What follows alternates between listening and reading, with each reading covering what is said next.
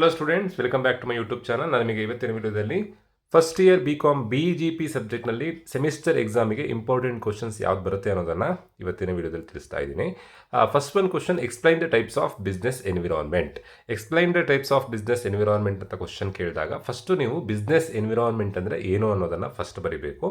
Then ಟೈಪ್ಸನ್ನು explain ಮಾಡಬೇಕು. ಈ ಟೈಪ್ಸಲ್ಲಿ ಯಾವ್ದಾದ್ರು ಒಂದನ್ನು ಬೇಕಾದರೂ ಕೇಳ್ಬೋದು. ಎಕ್ಸ್ಪ್ಲೈನ್ ದ ಇಂಟರ್ನಲ್ ಅಂತ ಬೇಕಾದರೂ ಕೇಳ್ಬೋದು, ಎಕ್ಸ್ಟರ್ನಲ್ ಅಂತ ಬೇಕಾದರೂ ಕೇಳ್ಬೋದು, ಅಥವಾ ಎಕ್ಸ್ಟರ್ನಲಲ್ಲಿ ಮೈಕ್ರೋ ಮ್ಯಾಕ್ರೋ ಬರುತ್ತೆ. ಮೈಕ್ರೋ ಬೇಕಾದರೂ ಕೇಳ್ಬೋದು, ಮ್ಯಾಕ್ರೋ ಬೇಕಾದರೂ ಕೇಳ್ಬೋದು, ಕಂಬೈನ್ಡ್ ಆಗಿ ಬೇಕಾದರೂ ಕೇಳ್ಬೋದು. Next one question, explain the duties, powers and functions of competition commission of India. Next, what is government intervention? Explain the role of government intervention in business.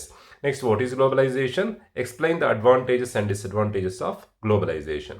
Next, what is multinational companies? Explain its merits and drawbacks. ನೋಡಿ, merits and drawbacks ಅಂದರೂ ಒಂದೇ, advantages disadvantages ಅಂತಂದ್ರೆ ಒಂದೇ, limitations ಅಂತಂದ್ರೆ ಒಂದೇ, disadvantages ಅಂದ್ರೆ ಒಂದೇ, pros and ಕಾನ್ಸ್ ಅಂದರೂ ಒಂದೇ, ಹೇಗೆ ಬೇಕಾದರೂ ಕೇಳ್ಬೋದು.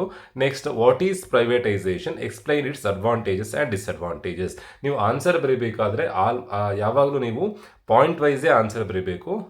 ಸುಮ್ಮನೆ ಪ್ಯಾರಾವೈಸ್ ಬರ್ಕೊಳ್ತಾ ಹೋದರೆ ಆಗಲ್ಲ. ಪಾಯಿಂಟ್ ಬರೆದು ಎಕ್ಸ್ಪ್ಲೈನ್ ಮಾಡಬೇಕು. ಆದಷ್ಟು ಪಾಯಿಂಟ್ ವೈಸ್ ಆನ್ಸರ್ ಬರೀಬೇಕು, ಅವಾಗ ಮಾತ್ರ ಮಾರ್ಕ್ಸ್ ಸಿಗುತ್ತೆ. ಫಸ್ಟು ಇಂಟ್ರೊಡಕ್ಷನ್ ಅಂತ ಹೆಡ್ಡಿಂಗ್ ಹಾಕಬೇಕು. ದೆನ್ ಇಂಟ್ರೊಡಕ್ಷನ್ ಅಂತ ಹೆಡ್ಡಿಂಗ್ ಹಾಕಿ, for example explain the types of business environment ಅಂತ ಕೊಟ್ಟಾಗ ಫಸ್ಟು ಇಂಟ್ರೊಡಕ್ಷನ್ ಅಂತ ಹೆಡ್ಡಿಂಗ್ ಹಾಕಿ ಬಿಸ್ನೆಸ್ ಎನ್ವಿರಾನ್ಮೆಂಟಿನ ಮೀನಿಂಗನ್ನು ಬರೀಬೇಕು. ದೆನ್ ಬಿಸ್ನೆಸ್ ಎನ್ವಿರಾನ್ಮೆಂಟ್ ಬಗ್ಗೆ ನೀವು ಏನೇನು ಓದ್ಕೊಂಡಿದ್ದೀರೋ ಅದನ್ನೆಲ್ಲದನ್ನು ಬರೀಬೇಕು. ನೆಕ್ಸ್ಟ್ ಸೆಕೆಂಡ್ ಪೇಜ್ನಿಂದ ನೀವು ಮೇನ್ ಆನ್ಸರ್ ಸ್ಟಾರ್ಟ್ ಮಾಡಬೇಕು. ಮೇನ್ ಆನ್ಸರ್ ಏನು? Types of business environment question ಕೇಳಿದಾಗ ಇಂಟರ್ನಲ್ ಎಕ್ಸ್ಟರ್ನಲ್ ಅದೆಲ್ಲದನ್ನು ಬರೀಬೇಕು. ಲಾಸ್ಟ್ಗೆ ಕನ್ಕ್ಲೂಷನ್ ಬರೀಬೇಕು. ಈ ಪ್ಯಾಟರ್ನ್ ಫಾಲೋ ಮಾಡಲೇಬೇಕು.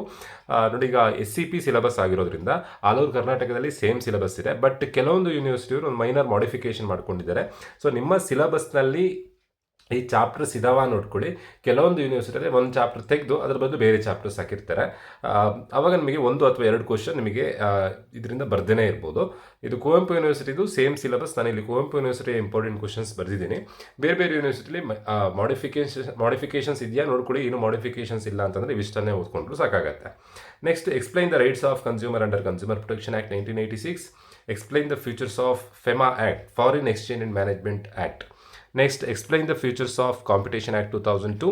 Write a note on foreign collaborations, joint ventures, franchising and strategic alliance. Explain the causes and impact of globalization. Next, explain the micro or macro environmental factors. ಈ first ಒಂದು theory question ಇದೆಯಲ್ವಾ, ಇದರಲ್ಲೇ ಬೇಕಾದ್ರೆ split ಮಾಡಿ 10 ಮಾರ್ಕ್ಸಿಗೆ ಹೇಗೆ ಬೇಕಾದರೂ ಕೇಳ್ಬೋದು. Explain the micro and macro environmental factors, ಅಥವಾ explain the internal environmental factors. Main ಎಕ್ಸಾಮಿಗೆ ಇವಿಷ್ಟನ್ನು ಓದ್ಕೊಂಡ್ರೆ ನೀವು ಈಸಿಯಾಗಿ 60+ ಸ್ಕೋರ್ ಮಾಡ್ಬೋದು. Very important questions. ಆದಷ್ಟು ಇಂಟ್ರೊಡಕ್ಷನ್, ಮೇನ್ ಆನ್ಸರ್, ಕನ್ಕ್ಲೂಷನ್, ಈ ಪ್ಯಾಟರ್ನನ್ನು ಫಾಲೋ ಮಾಡಿ ಈಸಿಯಾಗಿ ಸ್ಕೋರ್ ಮಾಡ್ಬೋದು. ಇವಿಷ್ಟನ್ನು ಓದ್ಕೊಳ್ಳಿ. ದೆನ್ ನಮ್ಮ ಯೂಟ್ಯೂಬ್ ಚಾನಲ್ನಲ್ಲಿ ಫಸ್ಟ್ ಇಯರ್ BComಗೆ ಸಂಬಂಧಪಟ್ಟ ಹಾಗೆ ಫಿನಾನ್ಷಿಯಲ್ ಅಕೌಂಟಿಂಗ್ ಸಬ್ಜೆಕ್ಟ್ ವೀಡಿಯೋಸ್ ಕೂಡ ಅಪ್ಲೋಡ್ ಆಗಿದೆ. ಅದರಲ್ಲಿ ಇಂಪಾರ್ಟೆಂಟ್ ಕ್ವಶನ್ಸ್ ಕೂಡ, ಫಿನಾನ್ಷಿಯಲ್ ಅಕೌಂಟಿಂಗಿನ ಇಂಪಾರ್ಟೆಂಟ್ ಸಬ್ಜೆಕ್ಟ್ ಕೂಡ ಇಂಪಾರ್ಟೆಂಟ್ ಕ್ವಶನ್ಸ್ ಕೂಡ ಅಪ್ಲೋಡ್ ಮಾಡಾಗಿದೆ. ಅದನ್ನು ನೋಡ್ಕೊಳ್ಳಿ.